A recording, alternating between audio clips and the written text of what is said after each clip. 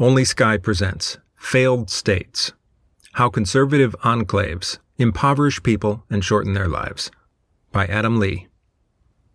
Do you want to live longer? Here's one simple way. If you live in a Republican state, move. I'm not being snarky.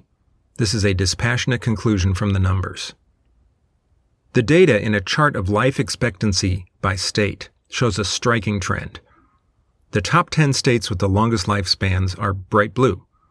The bottom 10 states with the shortest lifespans are deep red. And this isn't a small difference. The life expectancy gap between the longest-lived state, Hawaii, and the shortest, Mississippi, is 7 years. That's the same magnitude as the difference in life expectancy between France and Syria. Multiply this across hundreds of thousands of people and imagine how many years of life are being squandered. Imagine how many people are missing out on a peaceful retirement and healthy old age. Imagine how many children have to grow up without parents. Imagine how many people die in the prime of their life or suffer from chronic health problems for years before finally expiring. This color-coded life expectancy isn't due to chance.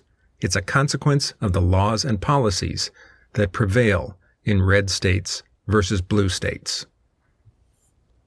There's no single reason for this, but lots of different causes that add up. In states with fewer restrictions on tobacco, people smoke more and die of cancer more often. In states with fewer protections for workers, people are more likely to suffer from poverty, go uninsured, and die from treatable health problems. In states with weaker environmental laws, people die more often from diseases caused by pollution like asthma, strokes, and COPD. In states with weaker gun laws, more people die of homicide and suicide. In states with anti-vax governors and legislators, more people die of COVID. It's an accumulation of death from 1,000 cuts. What does this look like at the level of individual lives? Here's a story from Jonathan Metzl's book, Dying of Whiteness, about a man he calls Trevor. Trevor is a 41-year-old uninsured Tennessean who drove a cab for 20 years until worsening pain in the upper right part of his abdomen forced him to see a physician. Trevor learned that the pain resulted from an inflamed liver, the consequence of, quote, years of hard partying and the damaging effects of the hepatitis C virus. When I met him at a low-income housing facility outside of Nashville, Trevor appeared yellow with jaundice and ambled with the help of an aluminum walker to alleviate the pain he felt in his stomach and legs. Now, Trevor could have gotten life-saving drugs or an organ transplant if only Tennessee had accepted federal Medicaid expansion. Because it didn't, he was dying, slowly, painfully, and without hope. However, he was fine with this. Here's Metzel again. Even on death's doorstep, Trevor wasn't angry. In fact, he staunchly supported the stance promoted by his elected officials. Ain't no way I would ever support Obamacare or sign up for it, he told me. I would rather die. When I asked him why he felt this way, even as he faced severe illness, he explained, "We don't need any more government in our lives. And in any case, no way I want my tax dollars paying for Mexicans or welfare queens." It looks like this story from Idaho.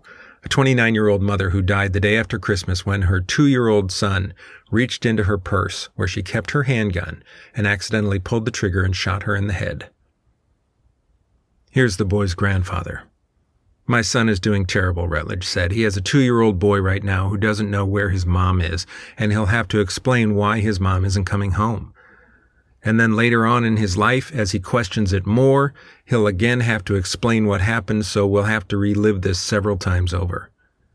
They are painting Veronica as irresponsible, and that is not the case," he said. And it looks like this study of IV drug addicts in West Virginia, illustrating the death toll of the opioid epidemic. Scott, a 5-year heroin user, had this to say. Question: Anything else you think we should know about heroin or related drugs in this part? Answer: I know that it's killed a lot of people around here. I do know that. The majority of my graduating class that never even used drugs when I was even in school, that even so much as smoked pot, are dead. I graduated in 2007, probably when I go to my 20th year reunion. If I make it that long, hopefully, there are probably less than half of them. The same pattern jumps out of other statistics. For example, a CDC chart of suicide by state shows blue states faring best, while the worst suicide epidemics afflict red states. Or if you look at maternal mortality, blue states have lower rates and red states have higher. Now, there are some outliers. Blue New Jersey fares surprisingly poorly, but the overall pattern is impossible to deny.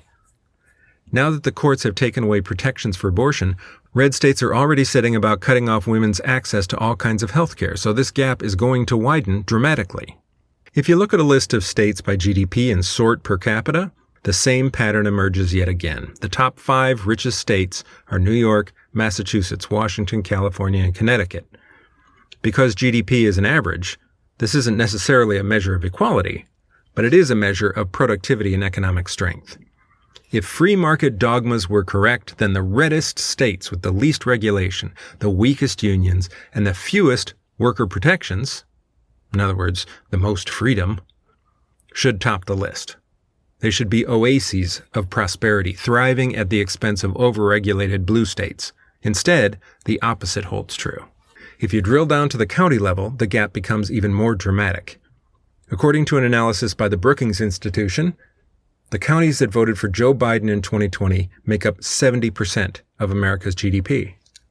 The American economy is a world powerhouse, and almost all of its strength and wealth comes from diverse, liberal, well-educated blue states and cities. In fact, the only reason that red states aren't even worse off is because of huge ongoing economic transfers from blue states in the form of programs like Medicare and Social Security disability. It's actually blue states that are the productive makers.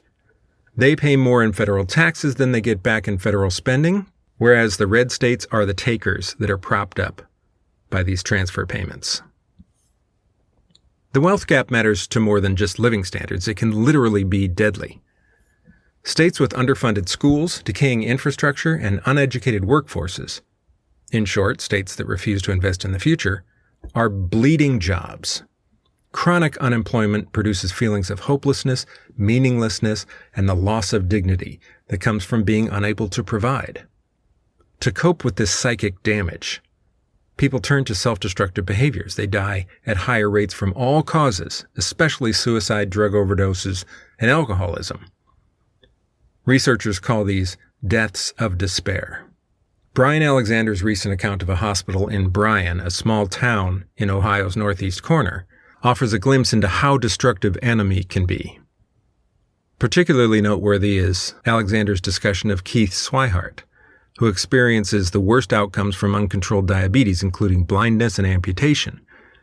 His wife, Stephanie, dead at age 46 from cervical cancer, and several of his friends who kill themselves by handgun, rifle, rope, or overdosing on fentanyl and amphetamines.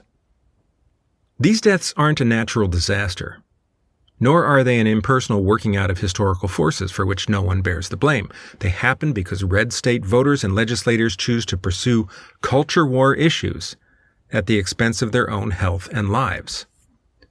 Red states refuse to set up Obamacare exchanges and turn down Medicaid expansion, even when it was virtually free. They even scrapped their own state-level health plans when the conservative mood turned against universal health care. This led to dozens of rural hospitals closing down, resulting in hemorrhaging jobs and health care becoming harder or impossible to get for people who don't live in big cities. Red states have gutted public school budgets in the name of lowering taxes. This leads to brain drain, an exodus of the smartest, best-educated people, weakening the economy. Big tech companies and other cash-flush employers have passed over red enclaves like Kansas City because there wouldn't be enough educated workers to hire. Red states fought tooth and nail against COVID lockdowns, masking, and vaccine mandates, even banning private entities from having their own vaccine requirements. This predictably led to the virus running wild, disabling and killing people who didn't need to die. When you consider the bigger pattern, it looks like the United States isn't one country. It's more like two countries forced to live together under one roof. Neither red nor blue states are free from legislative gridlock, pollution, crime, poverty, racism, unaffordable housing, and other social ills. However, there's one side that's at least trying to better its people's lives, while the other is either ignoring these evils or actively making them worse. The conclusion is clear. If you want to be richer, to be healthier, to live longer, you should move to a blue state that protects voting rights, workers' rights, women's rights, and immigrants' rights. What other yardstick could there be to measure the success of a state, if not the health and lifespan of its people? Of course, just move isn't a one-size-fits-all solution. Not everyone can afford to pack up and move. Even for those of us who can, uprooting your life is a major disruption, not to be taken lightly. But I'm saying those who have the means should seriously consider it. The evidence is clear.